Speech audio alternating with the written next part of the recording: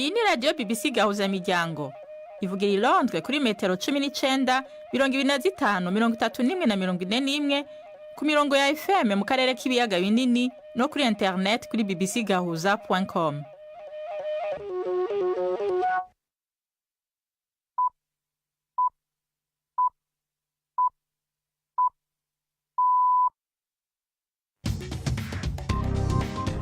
Ubu ni saa 10 n'igice ku isaha mpuzamakungu ya GMT, isaha 12 n'igice mu Rwanda no mu Burundi.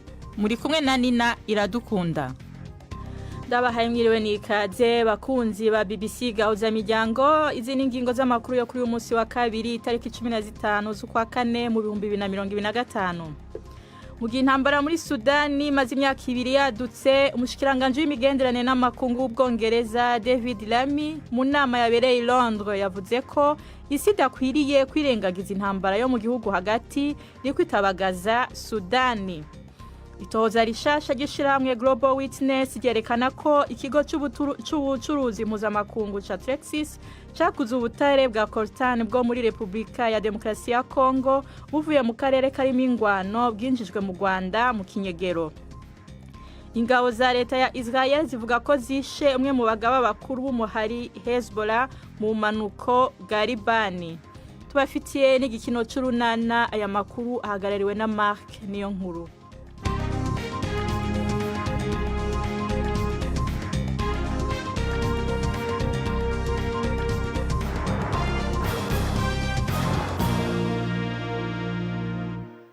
Amakuru yacu tuyahere muri Sudani.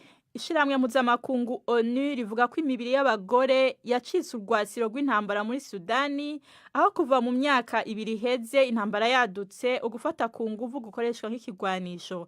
Umunyamabanga mukuru wa ONU Antonio Guterres yavuze ko ivyo bikorwa by'ubugizi bwa nabi biko birakogwa n'ingabo za leta ya Sudani hamwe n'abagwanyi b'umuhari wa RSF witwara gisirikare. Yateye utwatsi kandi bitero ku bakozi b'amashirahamwe atanga imfashanyo. Kazoza kabareko barafasha mu bikorwa byo mu nkambi y'impunzi ya Zamzam mu karere ka Darfur mu burengero nikaboneka neza. Hari impungenge kubijanye n'abantu 100,000 bahunze inyuma yaho iyo nkambi yigaruriwe n'abagwanyi ba RSF. Ishiramwe ry'abagira neza ry'abaganga batagira imbibe MSF rivuga ko hari abana bishwe n'inyota igihe bariko baraja mu gisagara kiri mu birometero 70 bagerageza guhunga ubugizi bwa nabi. Hagati aho umushikiranganje w'imigenderanire n'amakungu w'Ubwongereza David Lammy mu nama yabereye i Londres yavuze ko isi idakwiriye kwirengagiza intambara yo mu gihugu hagati iri kwiyatabagaza Sudani. Intumwa zivuye mu bihugu vy'Iburaya, ubumwe bwa Afrika hamwe n'ibihugu vya Emirate Arabi ni Kenya na Misiri ziriko ziraganira ku buryo bwo kuronka inzira iganisha ku mahoro inyuma y'imyaka 2 ingwano itanguye. Yaba leta ya Sudani canke abagwanyi b'umugwi Rapid Support Forces witwara gisirikare nta numwe muri bo yatumiwe muri yo nama. Ni inkuru ya Mayeni Jones mwumva mw'ijwi rya Robert Patrick Misigaro. Iyi nama yakiriwe n'Ubwongereza, ishirahamwe ry'ubumwe bwa Buraya hamwe n'ishirahamwe ry'ubumwe bwa Afrika ifise intumbero yo gusubira gutanguza ibiganiro ku guhagarika imigwano. Abashikiranganje bajejwe imigenderanire n'amakungu hamwe n'amashirahamwe y'abagira neza bayitavye, ariko impande zibiri zicamiranye muri intambara ziyamirije abayiteguye kuko baba batarazitumiye. Ubwongereza bwemeye gutanga y'inifashanyo y'ivyo kurya n'imiti bifise agaciro k'amahera imiliyoni 91 z'amapaundi, kandi bukavuga ko kubera ikibazo cyo kwiyongera kw'abimukira gutekana kwa Sudani gufitiye akamaro umutekano w'Ubwongereza. Kuva mu ndwi heze abantu 400,000 babwirijwe guhunga Zamzam, inkambi ya mbere nini muri Sudani icumbikiye impunzi zo hagati mu gihugu iri hafi y'umuji wugarijwe wa El Fasher, imaze kwigarurirwa n'umugwi witwara gisirikare wa Rapid Support Forces. Video zafashwe na BBC zerekana ibihumbi by'abantu bagizwe hanini n'abagore, abana, abatama n'abatamakazi bagenda n'amaguru, abandi kubisa n'inkorofani nini zikwegwa n'indogobe, abandi nabo mu makamyo. El Fasher bwaho video zafashwe n'abahaba bakaziha BBC zerekana ugutegwa ibisasu kwa minsi yose hamwe no kwiyongera kw'inzara. Ingabo za leta ya Israel zivuga ko zishe umwe mu bagabo bakuru b'umuhari Hezbollah mu bumanuko bwa Libani. Ubushikiranganje bujejwe amagara muri Libani buvuga ko igitero ca Israel cahitanye umuntu umwe, abandi batatu barakomereka harimwo n'umwana umwe mu gisagara ca Etarun. Mbere yaho ibiro vy'uburenganzira bwa muntu vy'ishiramwe mpuzamakungu ONU vyavuze ko n'imiburiburi abasivile 71 bishwe na Israel muri Libani kuvaho Israel na Hezbollah bahagarikiye intambara mu kwezi kwa 11. Yasavye ko ubugizi bwa nabi buhagarara ubwo nyene. Itohoza rishasha ry'ishirahamwe Global Witness ryerekana ko ikigo c'ubucuruzi mpuzamakungu ca Texas caguze ubutere bwa coltan bwo muri Republika ya Demokarasi ya Kongo buvuye mu karere karimwo injyane bwinjijwe mu Rwanda mu kinyegero.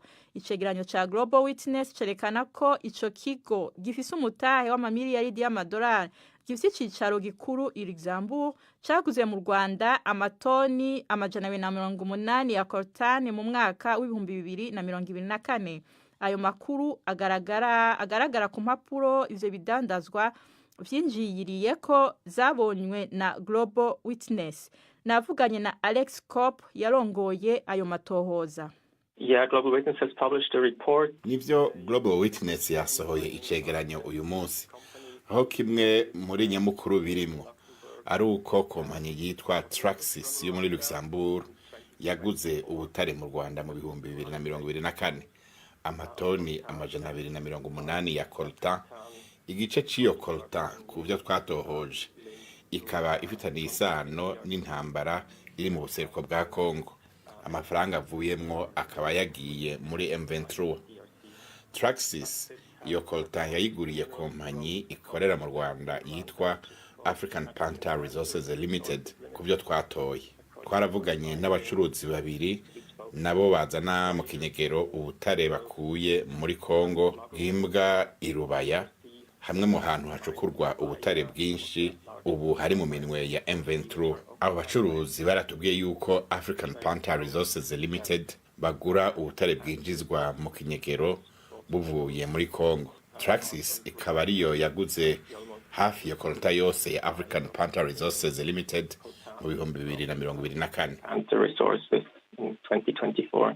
Ivyo birego mwagiriza u Rwanda birakomeye, kandi ico gihugu kirazwi ko gisanzwe cifitiye ibibanza cimbamo ubutare. Bega niki kibemeza ko ubwo butare buturuka muri Kongo? So it's a part. Ni imwe mu yigize izo toni 280. Ntituriko turavuga ko coltan yose Traxys yaguze yavuye muri Kongo, ariko twaravuganye n'abacuruzi babiri baratubwira ko binjiza mu Rwanda ubutare buvuye i Rubaya. Baratubwiye ko African Panther Resources Limited yaguze ubutare buva i Rubaya bufitaniye isano n'intambara iri kwiraberayo. To the conflict there. Ubu none musabiki? One is we think that kimwe nuko twibaza yuko ari ukwigereza ko kugurira ubutare mu Rwanda mu gihe ONU ivuga yuko coltan nyinshi yinjizwa mu Rwanda mu kinyegero ivuye muri Kongo. Tukaba dusaba ko hahagarikwa amasezerano ishirahamwe rya Buraya ryasinye n'u Rwanda kubijanye n'ibintu bidahinguye. Dusaba kandi u Rwanda kuvana ingabo zarwo muri Kongo no guhagarika imfashanyo yose ruha M23. all support to M23. Turacagerageza kurondera uruhande rwa M23 kugira rugire ico bivuga ko u Rwanda nago rwavuze ko ruri mu bahingura coltan nyinshi. Ubu ni saa 11:38 muri studio za BBC i London, ni saa 12 mu Rwanda no mu Burundi. Aya makuru murashobora kuyumva no kuri Kisoro FM mu manuko bwa Uganda, kuri radio muri za FM mu Burundi, no ku rubuga rwacu rwa internet ego bbcgahuza.com, no kuri Facebook live. Amakuru yacarabandanya inyuma y'akaruhuko gato.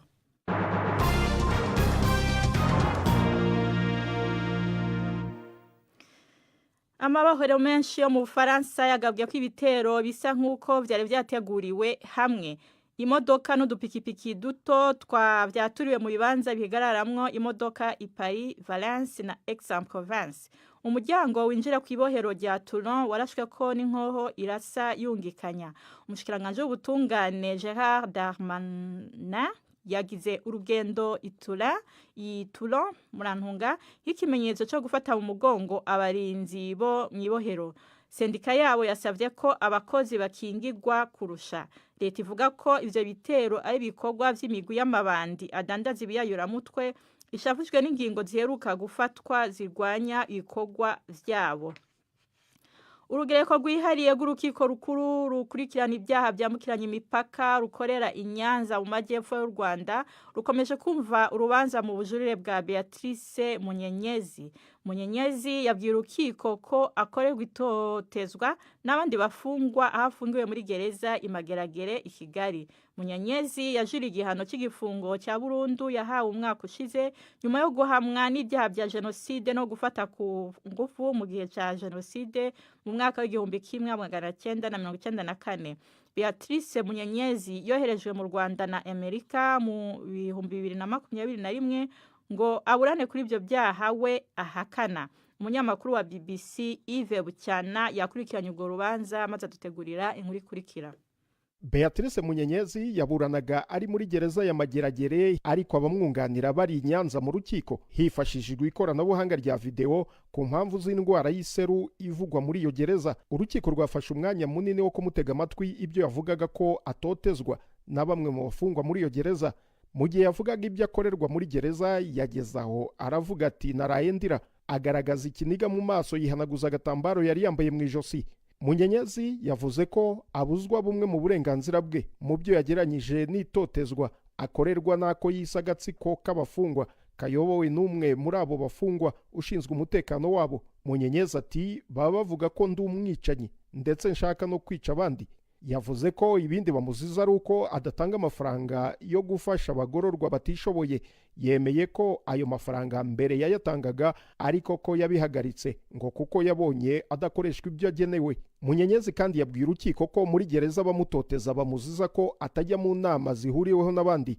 Avuga ko izo nama atakizijyamo kuko ngo zitamwubaka kuko ari iz'amacakubiri. Mu magambo ye avuga ko yabwirwaga amagambo mabi. Ati nabwirwaga ko ndi umuhutu. Yanavuze ko atajya yemererwa kuvugana n'abana be kuri telefone nubwo ngo yijejwe ko urwo ruhushya azarubona ariko ko yategereje agaheba. Urukiko rwijeje Beatrice Munyenyezi w'imyaka 52 ko rugiye kumufasha ibyo bibazo bigakemuka. Urubanza rurakomeza kuri uyu wa gatatu. Umushinjacyaha agaragaza ibimenyetso n'ubuhamya byashingiweho n'urukiko rwa mbere mu kwezi kwa kane umwaka ushize rumuhamya ibyaha bya jenoside no gufata abagore ku ngufu, rukamukatira gufungwa burundu ari byo yajuririye. Imbere yo kuja mu gikino c'urunana tubabwire ko imitahe y'ishiramwe rikora indege ryo muri Amerika rya Boeing ryagabanutse nk'ibice 2% mu gihe isoko ry'imitahe ryuguruye bwa mbere muri Wall Street. Bivugwa ko Beijing yategetse amashirahamwe y'indege y'Ubushinwa kudasubira kugura indege za Boeing mu kwishura ku makori ku bicuruzwa biva mu Bushinwa yashinzwe na Perezida Trump.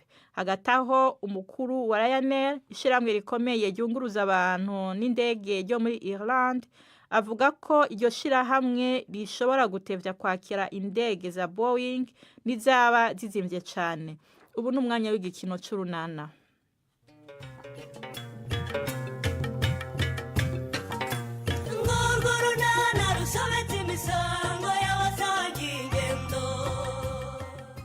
Karemera ngo none natareba neza zamuhunga.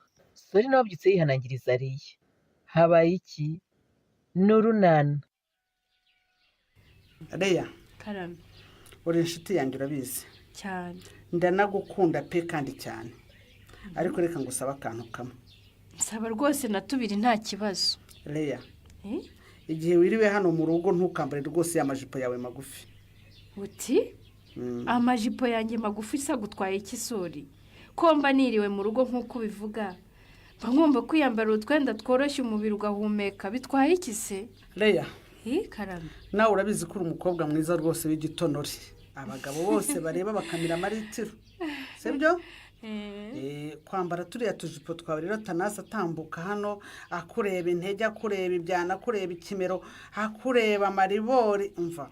Bishobora kumurangaza kandi rwose urumva ko bitaba byiza kuri twembi. Yego kore. None se ufite ubwoba ko nzagutwarira umugabo sori?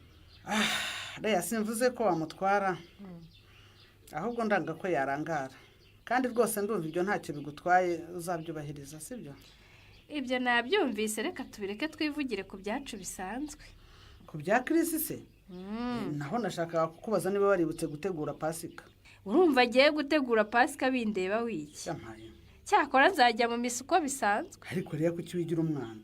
None se ni ukuyitegura he? Ariko mana yanjye, gutegura uko wene sheri wawe muzayisangira nyine. Nk'ubu wakabaye waramaze kumubaza utese uzansura cyangwa n'ijyo uzagusura. Ariko we uzi ko nasinziriye.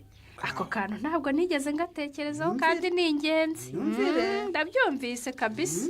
Numvire rwose. Ni ingenzi cyane rwose. Ubu wakabaye waramaze gutegura uburyo muzahera byibuze no kuwa gatanu muri kumwe weekend yose ya pasika mukayimarana. None nyumvira. Yesu we. Use nkora iki kugira ngo mbite mfatira nakiri kare we?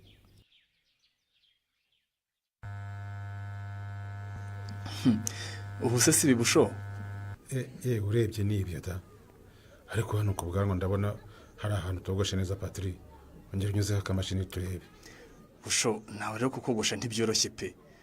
Ubu se kuko uragira ngo nkogoshe ndenze aha ngaha? Erego umuntu bayikozeho shaho ngo ase neza. Agomba guhaguruka rero abonye serivisi nziza nk'uko yayisabye. Niyo mpamvu nanjye mba nagutinzeho kugira ngo ngukorere ibyo ushaka ndakuzi ntiworoshye busho. Uze kwa kumuvango sinoroshye yagira ngo ngira amane Patrick. Rero buri icyo mfa n'abantu nuko nziguranira uburenganzira bwanjye. Ibyo ni byiza da, nanjye ndabishyigikiye. Nta gutanga amafaranga yango baguhembi cyane rwose. Dore ubu nkawe ngiye kwishyura igice kandi nizere rwose ko datera amahane. Abandi bagosha umutwe wose gihe wanyegosha igice cy'umutwe. Burya twakina ku bindi tugatera urwo niko dushaka. Ariko ku mafaranga ni cyitonderwa busho. Ariko banza nakunda byabuze urugero sha Patrick. Nindu yanga se.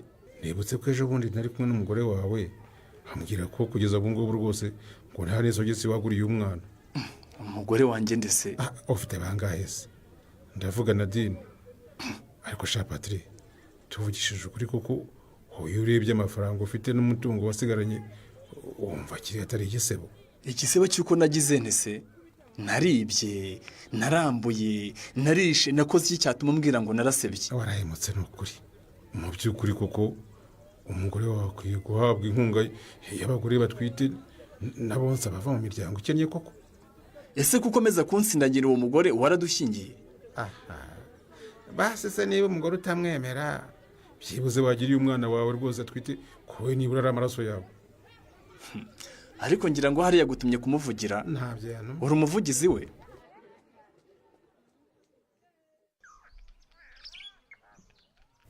None se ubwo ugiye kugira ngo umuntu ushya se. Ariko se ubwo aretse kuvuga nabi ko ntacyo bikemura ku bibazo dufitanye Kareme. Mvuze nabi ndagututse se cyangwa ndagusuzuguye? Ubwo se ko nkubajije aho ugiye urambwiye? Nanjye nakubajije impamvu ushaka kumenya aho ngiye kandi tutajyana.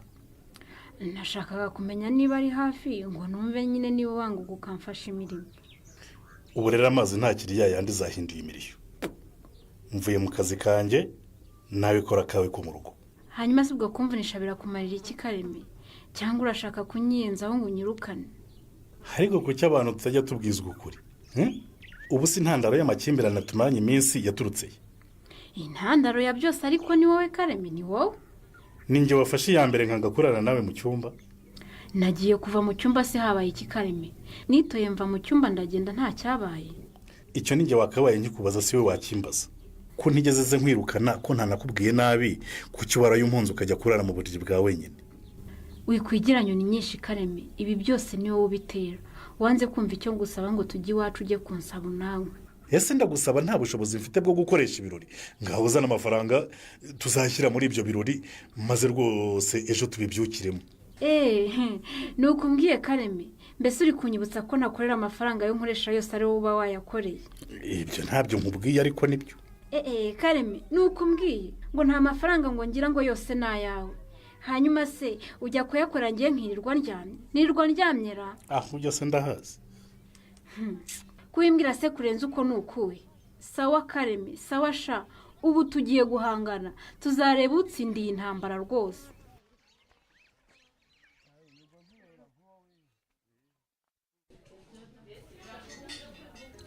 ariko burya sinari nzi kuzi kutera urwenya direkite wakubona ucecetse ntiyamenya kuganira.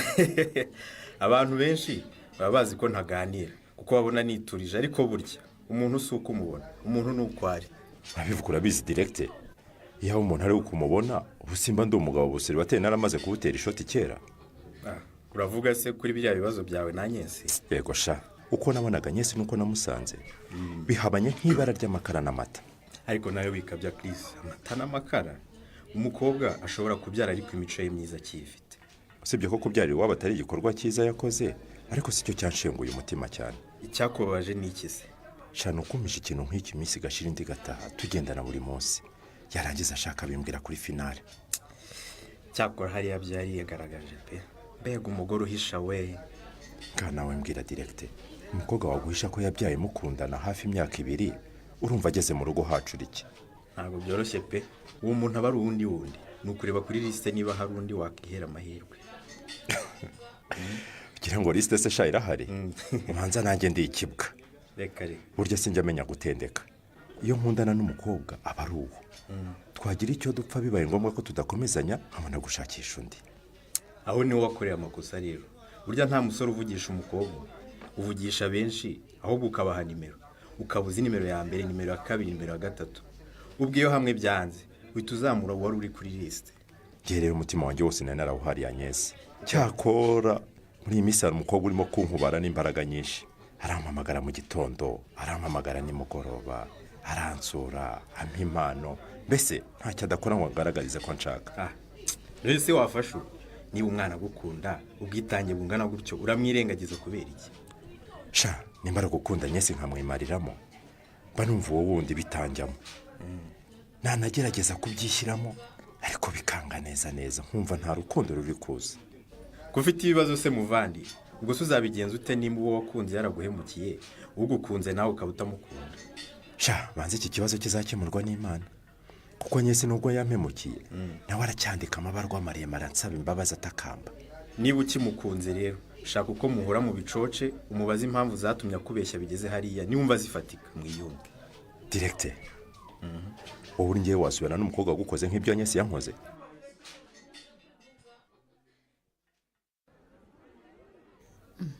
hejuru agiye kumbona ushaka kumbitana Kareme.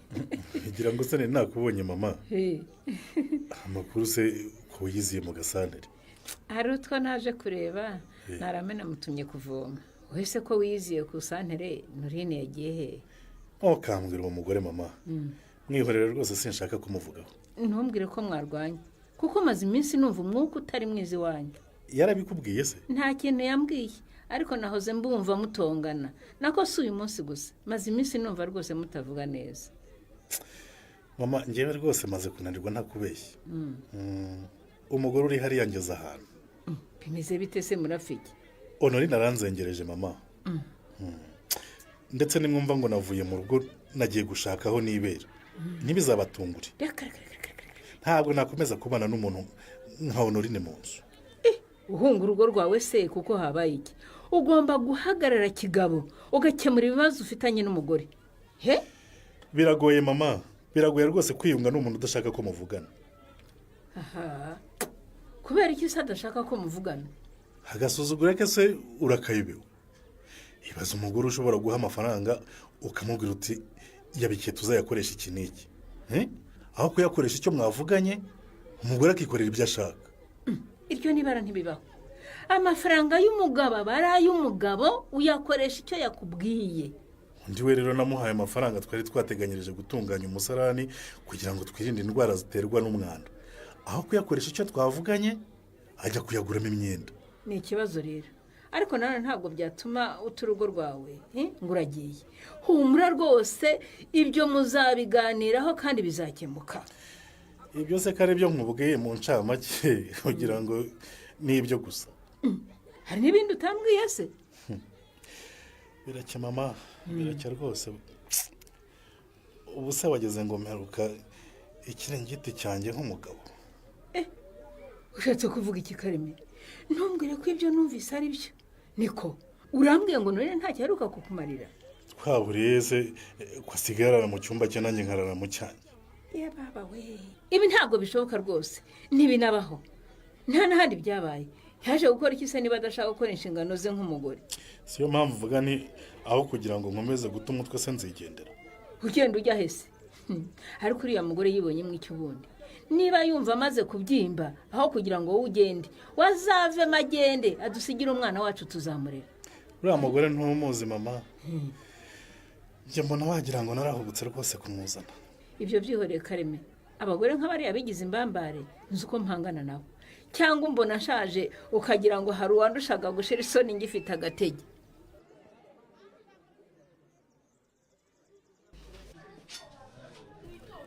Directeur karame ngiye kubaza akantu nsubiza kandi ntutinye umbwire uko ubyumva hari ikibazo se mbaza ndagusubiza nkamwe y'abarezi ko mukunda kubaza abanyeshuri ubusobanuro bw'ibintu ibi n'ibi nk'ubu najye nkubajije ngo umbwire ubusobanuro bw'urukundo wambwira ko urukundo ari iki urukundo se urukundo rero jyewe iyo ndureba mbona ari uburyo bw'imikorere y'umubiri w'umuntu sori gato ndeba umuntu umpamagaye yamaye ni wa muntu nakubwira gumereye nabi nta kibazo ubanza umwitaba ubwo turakomeza tuganire yes Leya umeze ute meze neza kiri wowe se umeze ute sava nta kibazo nanjye ndaho meze neza rwose birashimishije pe andi makuru se sha urebye nta birenze ndaho nyine nashaka kumva uko umeze neza warangije akazi se utananiwe urumva wishimye nyine nagira ngo menye uko umeze muri rusange ni byiza kuntekereza ukambaza amakuru kugira ngo wumve ukomerewe nabikubajije se urumva nabibaza ndekiri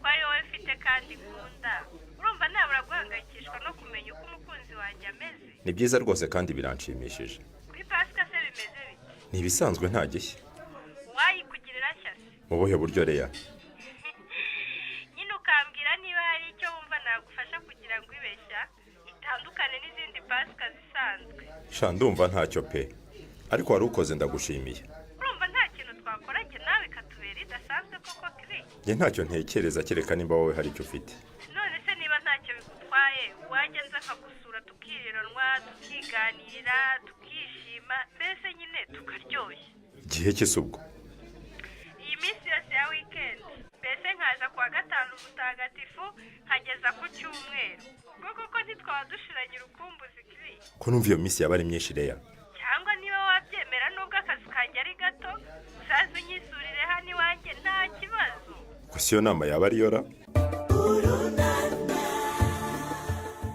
ngo rero arakataje mu rugamba rwo kwigarurira Chris iyi gahunda atanze se izashoboka ntuzacikwe n'ikiganiro urunana cy'ubutaha ikinamico urunana mwitegurirwa n'umuryango urunana development communication mukayikurikira kuri radiyo BBC kuwa kabiri no kuwa kane saa 12:45 z'umugoroba ikinamico urunana kandi mwayikurikira kuri YouTube kuyigeraho andika ijambo ikinamico urunana official maze utange n'ibitekerezo uramutse ufite ikibazo cyangwa igitekerezo kandi wifuza kutugezaho watwohereza ubutumwa bugufi bwanditse kuri telefoni igendanwa 0783181064 mushobora kandi kunyuza ubutumwa kuri paji yacu ya Facebook kwigeraho no kwandika ijambo urunana dusubikiye ikiganiro urunana cy'uyu munsi naho butaha barakoze abo mu gikino cy'urunana imbere yo kubasezera nkundira ndabibutse ko mu gihe intambara yo muri Sudani imaze imyaka 2 yadutse umushikiranganje w'imigenderanire n'amakungu w'ubwongereza David Lammy mu nama yabereye i Londres yavuze ko isi idakwiriye kwirengagiza intambara yo mu gihugu hagati iri kwiratabagaza Sudani itohoza rishasha ry'ishirahamwe Global Witness ryerekana ko ikigo cy'ubucuruzi mpuzamakungu ca Texas cyaguze ubutare bwa coltan bwo muri Repubulika ya Demokarasi ya Congo buvuye mu karere kari mw'injyane byinjijwe mu Rwanda mu kinyegero. Amakuru no musi yaragarukiye ngaha mwashikirijwe na Nina Iradukunda yarayobewe na Mark Niyonkuru mu buhinga bw'ivyuma twafashijwe na Nick mwakoze kubana natwe na Gahwana.